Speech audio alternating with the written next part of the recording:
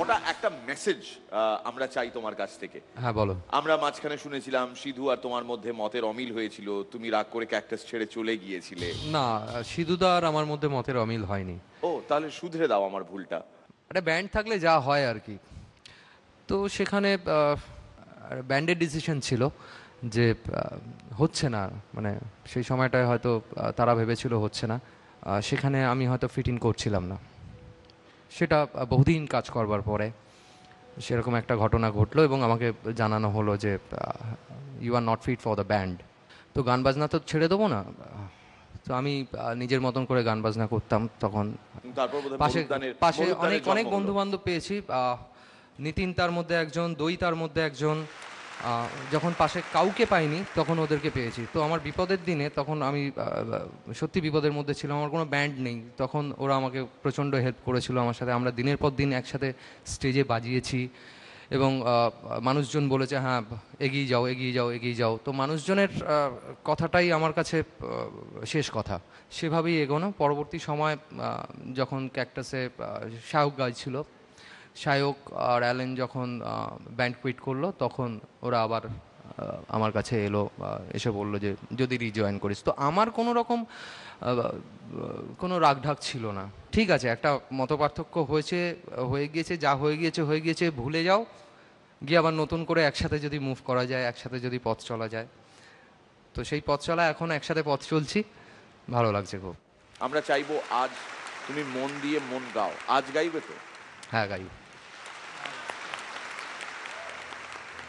যেহেতু আজকের এই পর্বে সঙ্গীতের এমন মস্ত বড় ভূমিকা, তাই এসো আমরা হাসতে হাসতে সঙ্গীতকে বরণ করি। আসানসোল বর্ধমান থেকে সঙ্গীত তিওয়ারি।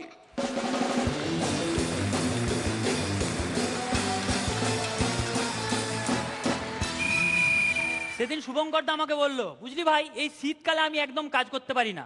আমি বললাম দাদা গরমকালে? বলে ওয়েট করি কখন শীতকাল আসবে। ছিলেগাদি ছেলেরা 1000 রকম ভাবে মিথ্যে কথা বলতে জানে, আর মেয়েরা 1001টা ওই মিথ্যেগুলো কিভাবে বলে বুঝে যায়। আমাদের রাজীব দা এত কিপটে এত কিপটে এত কিপটে, একবার একটা বিয়ে বাড়ির থেকে ফিরছিল পকেটে করে কয়েকটা মাছের কাঁটা নিয়ে। আমি বললাম দাদা এগুলো কি হবে? বলছে ভাই বউটাকে নেমন্তন্ন করেনি তো, তাই পকেটে করে দুটো টুথপিক নিয়ে যাচ্ছি। সব থেকে লাকি কারা? সেন্সর বোর্ডের লোকেরা আগে নিজেরা দেখে নেয়, তারপরে বাদ দিয়ে দেয়। বৌদি একদিন লেদারুদাকে ফোন করলো, হ্যাঁ গো এই মাত্র ট্রাফিক আপডেটে বললো রাস্তায় একটা গাড়ি উল্টো দিক দিয়ে যাচ্ছে। দূর এসব উল্টো পাল্টা খবর একদম কান দিও না, আমি তো দেখতে পাচ্ছি সব গাড়িগুলো উল্টো দিক দিয়ে যাচ্ছে। কুকুররা জিভ বের করে রাখে কেন?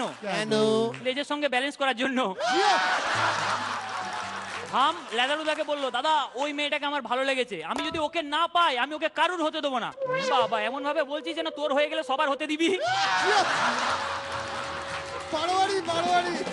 একটা স্যান্ডউইচের ভেতর একটা আরশোলা, খুব একটা চাপের কিছু না, কিন্তু হাফ স্যান্ডউইচের ভেতর হাফ আরশোলা, বড্ড চাপের।